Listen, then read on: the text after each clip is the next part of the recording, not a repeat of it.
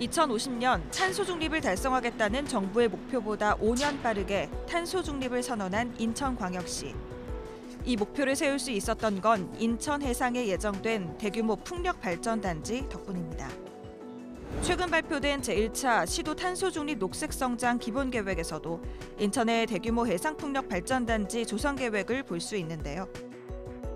인천시는 6.2기가와트 규모의 해상풍력 단지가 조성되면 인천시 소비 전력의 100%를 재생에너지로 대체하겠다고 밝혔습니다. 단지 설립 과정에서 인허가 절차를 간소화하고 주민 이익 공유를 통해 수용성을 해결하면 해상풍력은 순항할 수 있는 걸까?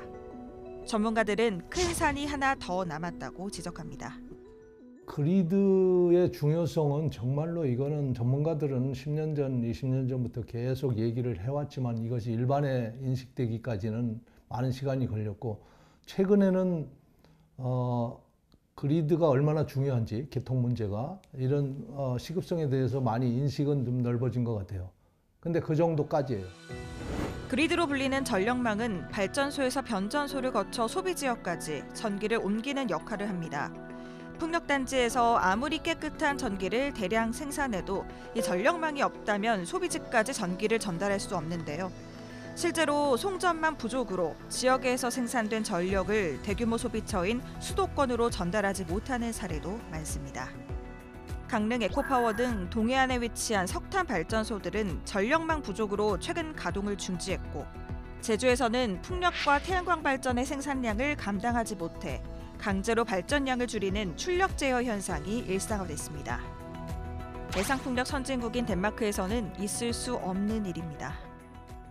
In Denmark, we have not experienced such delays between the government that is dealing with the site investigations and making sure that the projects are happening, and the grid owner and operator, the transmission system operator, where the offshore wind farm is ready, but the grid is not there, which is really not an outcome you would like to have.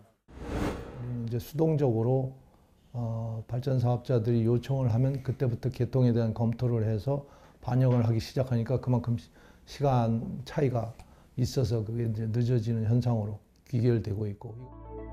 여기에 단지 조성에 날개를 달아줄 해상풍력 특별법과 개통 문제를 해결해줄 국가기관 전력망 확충 특별법은 나란히 21대 국회에서 자동 폐기된 상황.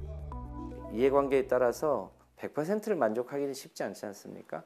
그 최대 공약수를 찾아서 최대한 빨리 입법을 하고 이제 문제가 있으면 그걸 이제 수정 보완하는 걸로 할 텐데 22대 국회가 개원이 되면 최대한 빨리 여야의 지혜를 모아서 이 법안을 우선 통과시켜야 되지 않을까 싶습니다. 송배전을 담당하는 한국전력공사는 사상 최대 적자를 기록하며 전력망 확충에 대한 예산을 줄이기도 했습니다. 이미 규모의 성장을 이룬 덴마크의 경우 사업자가 정부 보조금 없이 100% 비용을 부담하고 있습니다. In regard to the transmission from the windmill park offshore and onshore until the first point of connection on land, this responsibility has been moved from.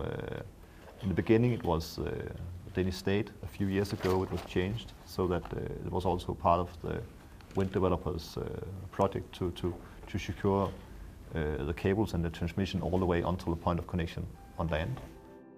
더 나아가 정부는 재정 지원을 하지 않고도 20%의 지분 확보를 시도하고 있는데요.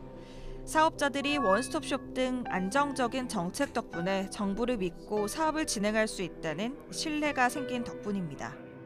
한국의 경우 전력망 대란에 신재생 에너지 보급이 계속 미뤄진다면 인천의 대규모 해상풍력 단지가 들어선다 해도 신바람은 멈출 수밖에 없는 상황. 문제가 지속된다면 한국 사업에 뛰어든 세계적인 발전사들이 언제든 사업을 철수할 수 있다고 전문가들은 경고합니다. TBS 곽자연입니다.